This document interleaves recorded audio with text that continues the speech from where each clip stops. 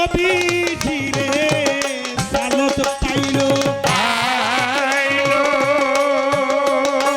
ওই মাওলা ইয়াদ আলীকে দিল নবীজি আরে নবীজিরে সালত পাইলো আলীকে দিল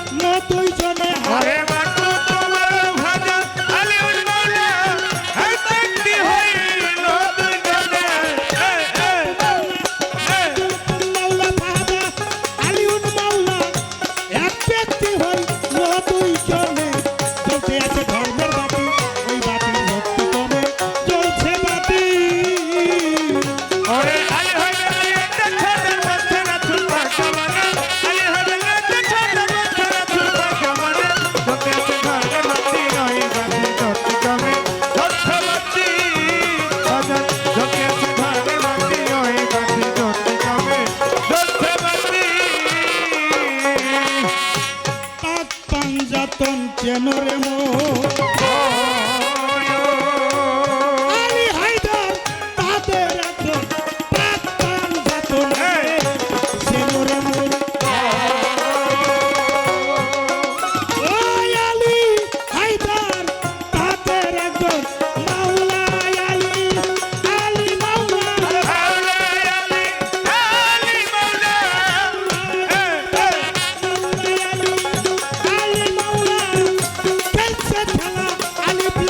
हरे मौला अली अली मौला अली हरे मौला अली मौला कैसे खेला अली प्लामी में जल्दी आके धर्मेर बाती ওই বাতির ভক্তি কামে জ্বলছে বাতি ওরে আলী হইবে না একটা ছাতার মধ্যে না তুই ভগবানে আলী হইবে না একটা ছাতার মধ্যে না তুই ভগবানে বতে আছে ঘরে মাটি ওই গতি গতি করে ধর্মতি বতে আছে ঘরে মাটি ওই গতি গতি করে ধর্মতি আলীর জন্ম হইল কাবা ঘরে সে কাবাই মুসলমান সব চেষ্টা করে জন্ম আলীর জন্মই হয়েছে বেটা কাবা ঘরে আরে সেই ঘরে মুসলমান সব চেষ্টা করে আনা মদিনা তুলালি এলবে নবুহার আনা মদিনা তুলালি এলবে নবুহার আনা মদিনা তুলালি এলবে নবুহার চর্চা সারা ধরে জ্বালা সাইকা মনে আনা মদিনা তুলালি এলবে নবুহার চর্চা সারা ধরে জায়গা মনে আনা মদিনা তুলালি এলবে নবুহার চর্চা সারা ঘরে জালাল সাইকা মনে জ্বলতে আছে ধর্মের বাতি ওই বাতির ভক্তি কমে জ্বলছে বাতি ওরে আলী হইবে না একটা ছাতার মধ্যে না তুই ভগবানে আলী হইবে না একটা ছাতার মধ্যে না তুই ভগবানে বতে আছে ঘরে মাটি ওই গতি গতি করে ধর্মতি বতে আছে ঘরে মাটি ওই গতি গতি করে ধর্মতি আস্তে সুরে সুরে বললে কথা অনেক সময় বুঝতে একটু কষ্ট হয় আলী হয় বেলায়েতের সর্দার বলছে রাসূল পাক জবানে জ্বলতে আছে ধর্মের বাতি ওই বাতির জ্যোতি কমে যত আসছে ওলি তাদের ভিতরে আছে আলী হ্যাঁ হ্যাঁ যত আল্লাহর ওলি তাদের ভিতরে আছে আলী যার ভিতরে আলী নাই তার মধ্যে ওলিও নাই নাই খলিফা আরো ছিল আবু বকর ছিল উসমান ছিল ওমর ছিল কিন্তু তাগো মাধ্যমে কিন্তু কোনো ওলির জন্ম হয় নাই নাই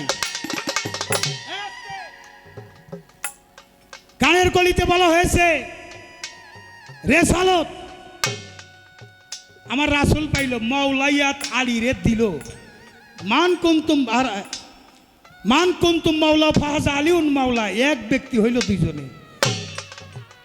কি বলছে? আমি যাদের মাওলা, আজ হইতে আলী তাদের মাওলা। মাওলা। কে বলছে? আমার রাসূল। রাসূলের নাম ছিল কি? আলামিন। সে কি মিথ্যা কথা বলছে? না না, মিথ্যা কথা বলে নাই। তাইলে সে ঘোষণা করে গেছেন ঈদে গাদ্দিরে, সেদিন হইতেই বেলায়েতের বাদশাহ মাওলা আলী। হ্যাঁ হ্যাঁ, বিভিন্ন কারণে পাক পাঞ্জাতন চেনরেমেন আমার দয়াল নবী ঘোষণা করছে মাওলাইয়াত। তারপরে ওনার মাথার পাগড়ি খোলাইয়া মা ফাতেমা, মাওলা আলী, ইমাম হাসান, ইমাম হুসাইন, দয়াল নবী মোস্তফাই 5 জন মিলে এই পাগড়ি দিয়ে পেঁচ দিয়ে ঘোষণা করলেন, ইহাই আমার আহল বায়াত, ইহাই আমার আহল বায়াত, ইহাই আমার আহল বায়াত। হ্যাঁ হ্যাঁ, সূরার 23 নম্বর আয়াত। আমার আল্লাহ জিজ্ঞেস করলেন, হে রাসূল, ইয়া হাবলি উম্মতি বললে তুমি কান্দো, তোমার উম্মতের কাছে তুমি চাও কি? আমার রাসূল বললেন, আমি চাই আমার পরিবার বর্গের মহব্বত আর ভালোবাসা, এছাড়া আমার উম্মতের কাছে আর কিছুই চাইবার নাই। কালেমা, নামাজ, রোজা, হজ, যাকাত কিন্তু আমার রাসূল চাই নাই। চাইছে আমার পরিবার বর্গের মহব্বত আর ভালোবাসা। বিন্দু বিসর্গ মহব্বত, প্রেম, ভালোবাসা যদি পাক পাঞ্জাতনের প্রতি থাকে, হ্যাঁ, ওই দেহটা কখনো দোজখের আগুনে যাবে না, কারণ এটা হলো বায়াত, এটা নূহ নবীর কিস্তি স্বরূপ। নূহ নবীর আমলে যেমন কিস্তিতে যারা চড়ছে তাদের কোনো ভয় ছিল না, এই দুনিয়ার মধ্যে হলো বায়াত যারা আঁকড়ে ধরলো তাদের কোনো ভয় নাই। ইহকালেও ভয় নাই, পরকালেও ভয় নাই। আসতে বলা হয়েছে পাক পাঞ্জাতন চেনরেমো আলী হায়দার তাদের একজন। মান কুনতুম মাওলা ফাহাজা আলিউন মাওলা, খেলছে খেলা আলিফ লাম মিমে। মাওলাই আলী, আলী মাওলা, হ্যাঁ। খেলছে খেলা আলিফ লাম মিমে। আলীর জন্ম হইল কাবা ঘরে। বাবা, কাবা ঘরটা জানি কি ঘর আমাদের জন্য?